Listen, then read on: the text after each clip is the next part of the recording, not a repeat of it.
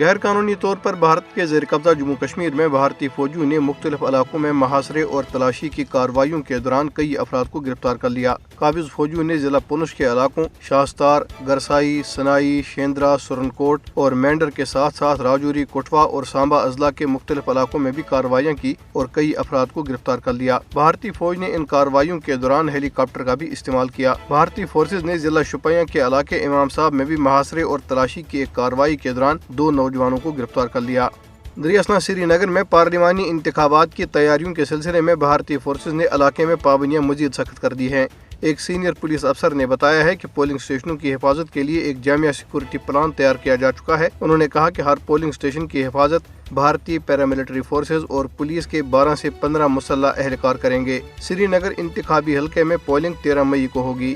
مقبوضہ کشمیر میں نئی دہلی کے زیر کنٹرول ریاستی تحقیقاتی ایجنسی SIA نے ضلع پونچھ میں مزید 2 شہریوں کو جائیدادیں ضبط کرنے کے نوٹس جاری کر دیے۔ SIA کے اہلکاروں نے بھارتی پولیس کے ہمراہ دیگوار، تروان اور کھاری کرواں کے علاقوں میں محمد ارشد اور محمد لیاقت کی رہائش گاہوں پر نوٹس چسپاں کر کے انہیں 1 ماہ کے اندر عدالت میں پیش ہونے کے لیے کہا ہے۔ مقبوضہ کشمیر میں سیاسی ماہرین اور تجزیہ کاروں نے کہا ہے کہ بھارت 1947 میں اپنی آزادی کے بعد سے جنوبی ایشیا میں امن کی راہ میں سب سے بڑی رکاوٹ ہے اور نئی دہلی کا اپنی بالادستی قائم کرنے کا ایجنڈا علاقائی استحکام کے لیے سنگین خطرہ ہے۔ ماہرین اور تجزیہ کاروں نے کہا کہ 2014 میں نریندر مودی کی زیر قیادت BJP کے اقتدار سنبھالنے کے بعد سے علاقائی امن کو لاحق خطرات میں ڈرامائی طور پر اضافہ ہوا ہے۔ انہوں نے کہا کہ 5 اگست 2019 کو مودی حکومت کے متنازع اقدامات اس بات کا ثبوت ہیں کہ وہ علاقائی امن کو کس طرح نظر انداز کر رہی ہے۔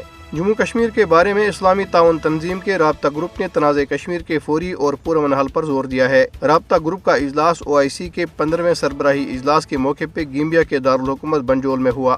پاکستان کے نائب وزیر اعظم اور وزیر خارجہ محمد اسحاق ڈار نے، جنہوں نے پاکستانی وفد کی قیادت کی، رابطہ گروپ کو کشمیریوں کو اپنی ہی سرزمین پر ایک بے اختیار کمیونٹی میں تبدیل کرنے کے بھارت کی کوششوں سے آگاہ کیا۔